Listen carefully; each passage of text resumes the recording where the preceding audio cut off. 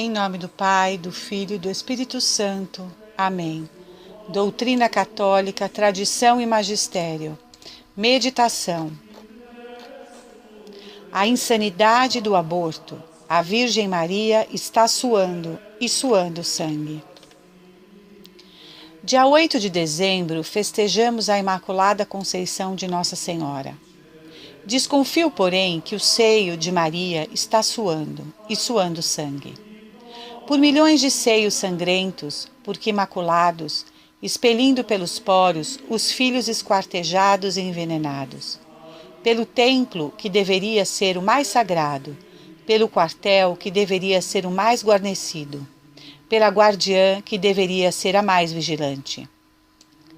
Profecia de Nossa Senhora do Bom Sucesso, em 2 de fevereiro de 1610, diz: Tempos funestos sobrevirão, nos quais aqueles que deveriam defender em justiça os direitos da Igreja, sem temor servil nem respeito humano, darão as mãos aos ímpios da Igreja e de Deus para fazer o que estes quiserem.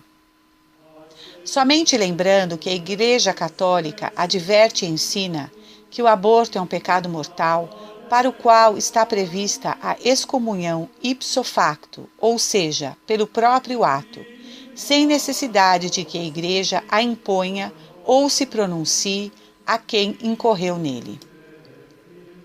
O Código de Direito Canônico, Cânon 1398, diz: Quem provoca o aborto, seguindo-se o seu efeito, incorre em excomunhão late sententia, ou seja, pelo próprio fato de se cometer o delito nas condições previstas pelo direito. A pena canônica da excomunhão para quem provoca aborto não tem nada de novo. Remonta pelo menos ao ano 304, no Concílio de Elvira. Tal pena permaneceu no decorrer dos séculos, variando apenas as exigências impostas para a reconciliação com Deus e com a Igreja. Ela atinge a todos os que intervêm materialmente no crime, médicos, enfermeiras, parteiras, e a todos os que exercem pressão moral eficaz, como o marido, o amásio ou o pai da mulher, que a ameaçam com o fim de obrigá-la a abortar. A excomunhão atinge também a gestante. Para se ter uma ideia da gravidade da pena da excomunhão, note-se que quem mata o próprio pai comete um pecado gravíssimo. No entanto, a tal pecado não está anexa à pena da excomunhão. Qualquer sacerdote pode absolvê-lo, impondo ao pecador arrependido uma penitência adequada. O mesmo não acontece com quem pratica um aborto. Somente o ordinário do local, normalmente o bispo, é que pode remitir a excomunhão por aborto, a menos que ele abençoe e delegue tal faculdade por escrito a sacerdote de sua diocese.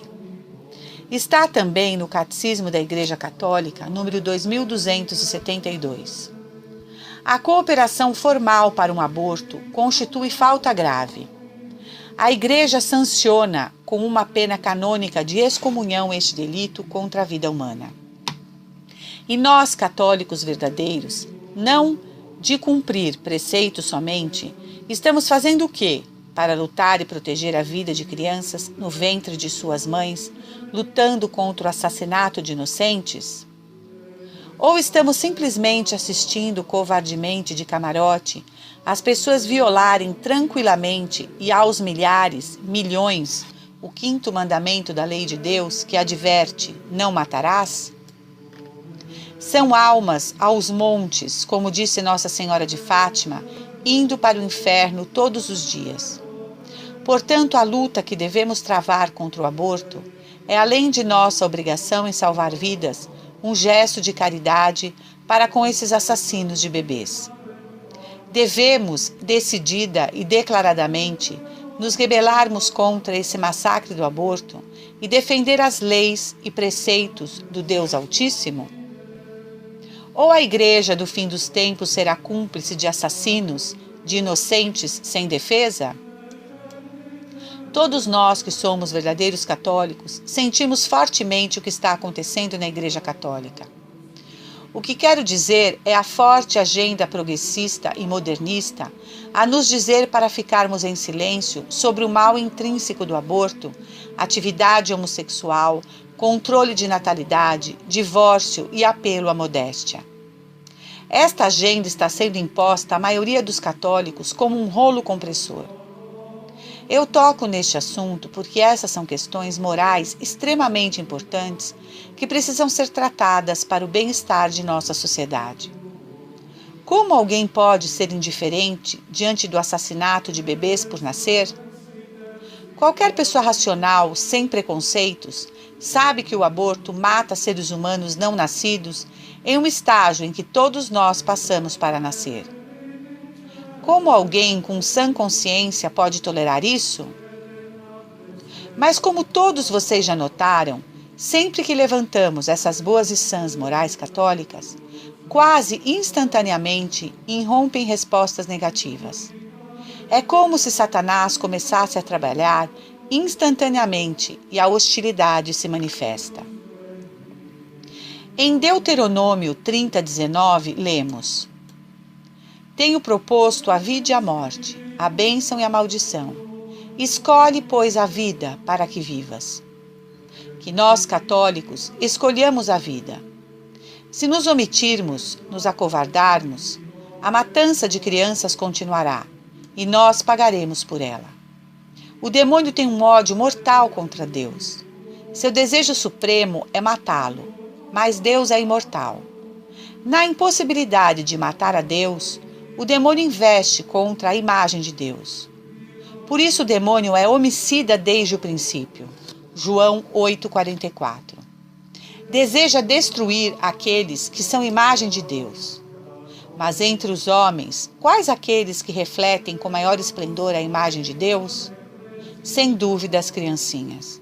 Por isso o desejo homicida do demônio dirige-se principalmente contra os pequeninos. Não nos enganemos. Por trás de tudo está o homicida, desde o princípio. O Catecismo da Igreja Católica, número 1867, lembra que existem pecados que bradam aos céus. Entre eles, ocupa o primeiro lugar o homicídio voluntário. De fato, logo após ter matado Abel, Caim ouve de Deus: Que fizeste? Ouço o sangue de teu irmão, do solo, clamar para mim. Gênesis 4:10. De todos os homicídios, o mais grave é o aborto. De fato, ele difere dos outros pelas seguintes notas. A. A vítima é totalmente inocente. B. A vítima é totalmente indefesa. C. Quem pratica o homicídio é a mãe ou o pai da vítima, que mais deveriam amá-la, ou um médico que fez o juramento de sempre defender a vida. D. A vítima morre sem poder ser batizada. E. Os meios utilizados para matá-la são horrendos: aspiração em pedaços, sucção, esquartejamento, curetagem, envenenamento em solução salina, que queima toda a pele do bebê, expulsão precoce do útero, a criança respira, chora e é deixada para morrer à míngua. F. A vítima não tem honras fúnebres. Seu cadáver é misturado aos detritos hospitalares, ou então utilizado para alimentar indústrias de cosméticos, que se aproveitam da gordura fetal. Com razão, dizia Dom Manuel Pestana Filho, fundador do Pró-Vida de Anápolis: uma nação que legaliza o aborto não merece subsistir. Diz a Sagrada Escritura: conheces os mandamentos. Não mates, não cometerás adultério, não furtes, não digas falso testemunho, não cometas fraudes, honra pai e mãe. Marcos 10:19. Diz ainda a Sagrada Escritura: por que me perguntas a respeito do que se deve fazer de bom? Só Deus é bom. Se queres entrar na vida, observa os mandamentos. Mateus 19:17. Também lemos em Ezequiel: Eu sou o Senhor, o seu Deus. Hajam conforme os meus decretos e tenham o cuidado de obedecer às minhas leis. Ezequiel 20:19. Portanto, se querem livrar nossa alma da condenação eterna ao inferno, devemos ser absolutamente fiéis aos 10 mandamentos da lei de Deus, e o 5º nos manda: não matar. Portanto, todo aquele que tirar a vida de qualquer ser humano, em qualquer estágio de sua vida, deverá prestar contas a Deus. Também quem colabora ou mesmo apoia qualquer ato contra a vida humana e que vai contra as leis do Altíssimo, prestará igualmente contas ao justo juiz. Ficam dizendo que devemos fazer todos os esforços para salvar filhotes de focas, de golfinhos, de cachorros e mais uma série de outros animais. Pois eu digo, não devemos considerar adicionar fetos humanos e bebês a esta lista? Repito, seremos nós católicos cobrados por nossa omissão e por nossa covardia se continuarmos assistindo de nossos sofás, impassíveis e insensíveis, ao extermínio de crianças no ventre de suas mães.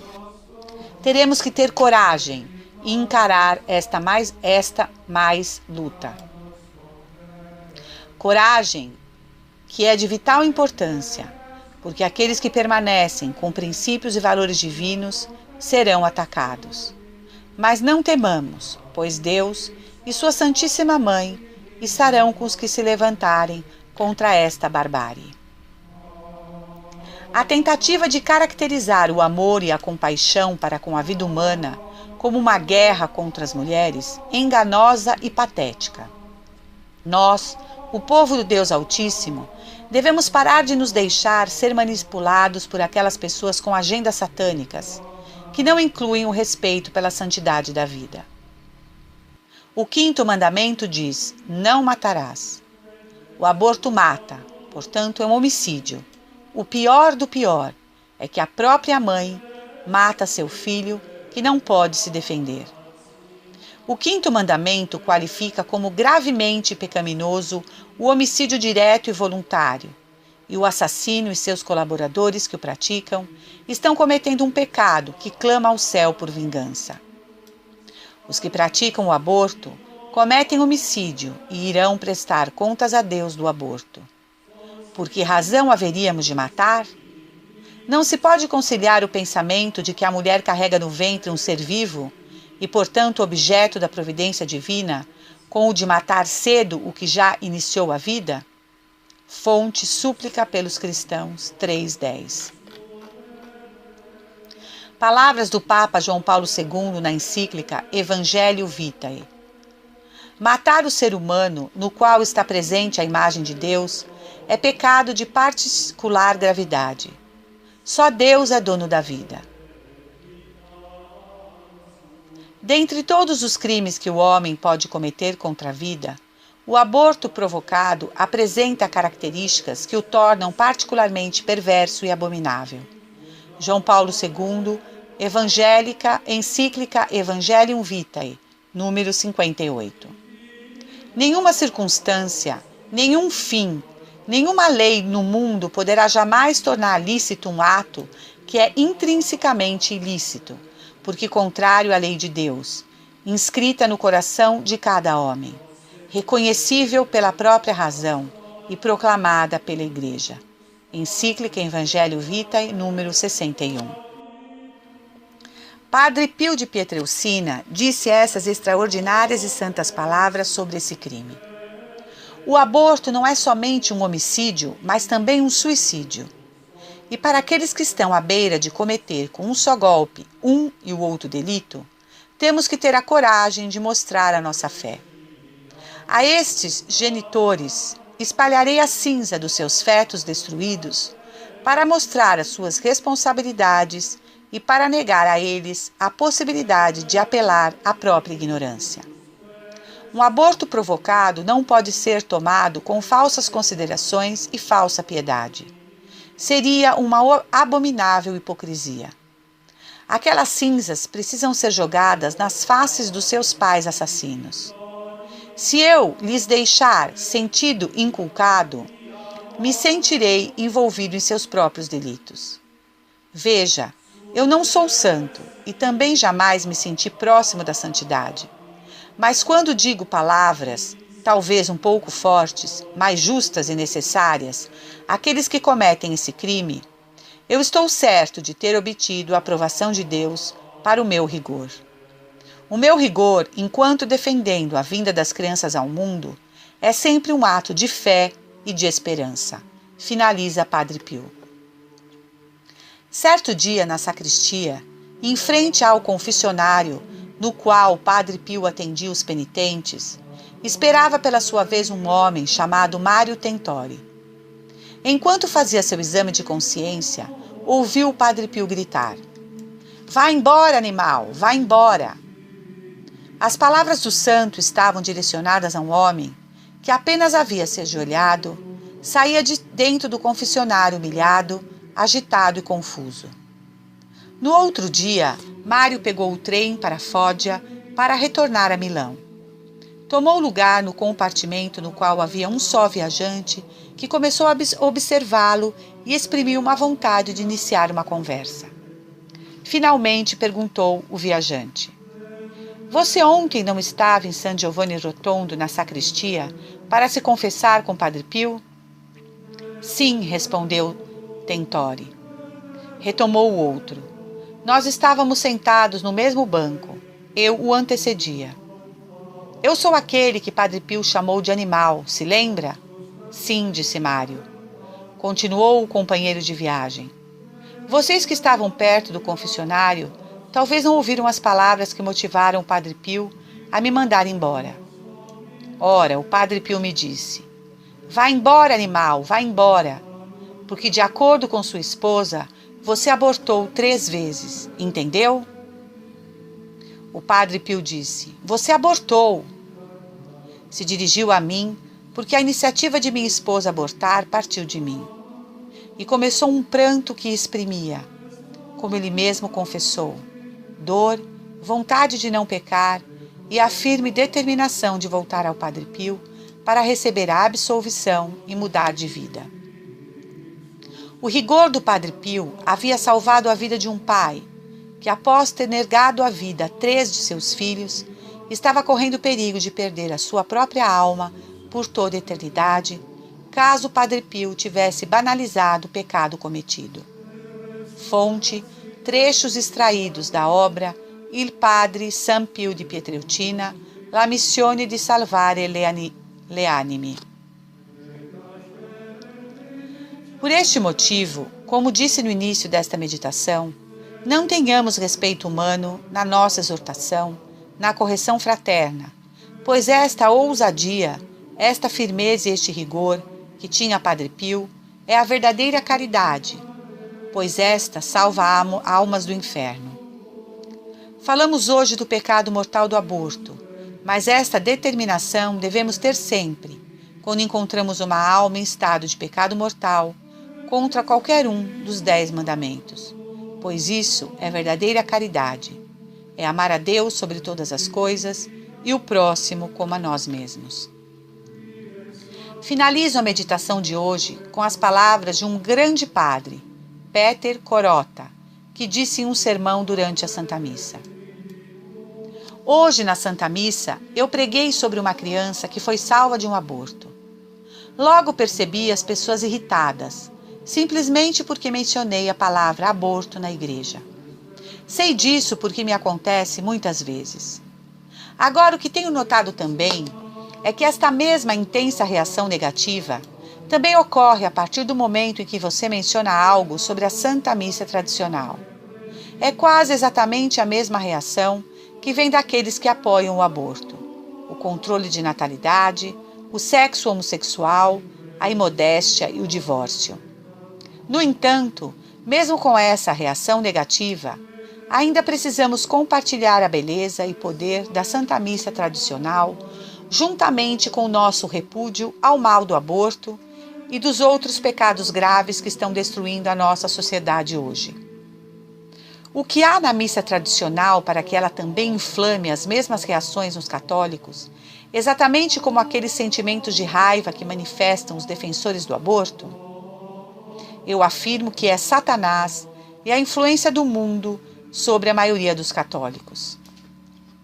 Assim como Satanás odeia a vida e, portanto, promove o aborto, ele também odeia a Santa Missa tradicional e promove uma versão diluída da mesma.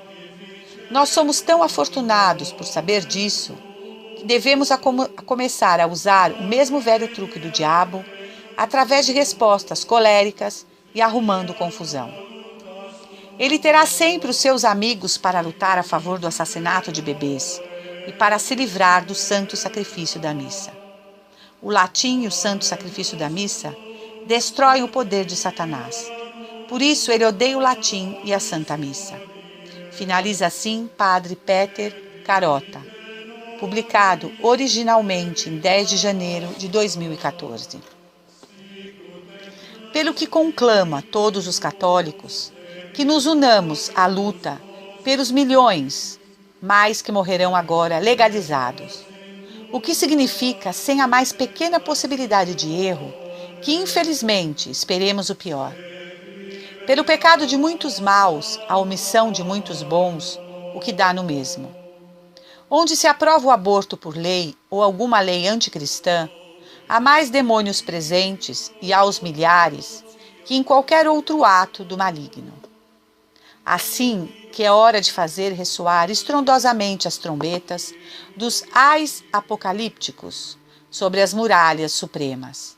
Ai, ai, ai de vós, pobres juízes do Supremo Tribunal Federal e políticos assassinos, que aprovam essas leis satânicas, mas que não são as leis de Deus.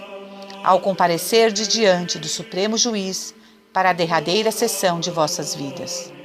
Ali, a sessão da justiça negada aos indefesos e inocentes.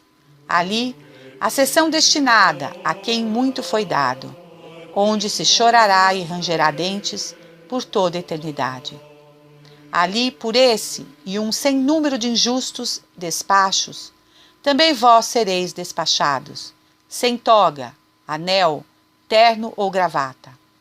Porém serão julgados pelo Supremo Tribunal Celestial, pela Trindade Santa.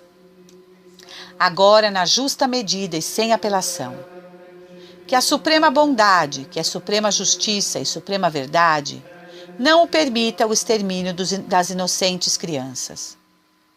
Pois diz a Sagrada Escritura: agora vem o fim sobre ti, e enviarei sobre ti a minha ira, e te julgarei conforme os teus caminhos, e trarei sobre ti todas as tuas abominações. E não te pouparão o meu olho, nem terei piedade de ti, mas porei sobre ti os teus caminhos, as tuas abominações estarão no meio de ti, e saberás que eu sou o Senhor. A partir do dia em que o aborto se tornar lei, não haverá apenas um aumento do número dos assassinatos intrauterinos. Haverá uma mudança essencial. O Brasil se tornará uma nação aliada ao inimigo de Deus, ao homicida desde o princípio, aliada a Satanás. O aborto é o maior destruidor da paz. É um mal que nasce da família. Do mesmo modo como o amor nasce da família. O amor começa em casa. Assim também o teu amor começou em casa. Eis porque o aborto se tornou o maior destruidor da paz, porque está destruindo a presença de Deus e a imagem de Deus. É um pecado horrível, é um homicídio. Que nenhum de nós concorra por atos ou omissões para que tal desgraça aconteça. Assim diz o Senhor Deus: um mal, eis que um só mal vem. Vem o fim vem. Despertou-se contra ti, eis que vem. Ezequiel 7, 3, 6. Salve Maria, viva Cristo Rei. Senhor, dai-nos a fortaleza dos mártires. Em nome do Pai, do Filho e do Espírito Santo. Amém.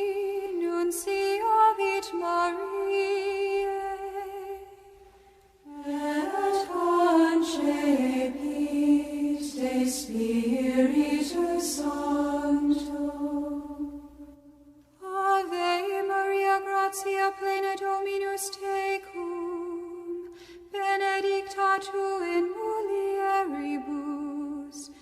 et benedictus fructus ventris tui, Iesus. Sancta Maria Mater Dei,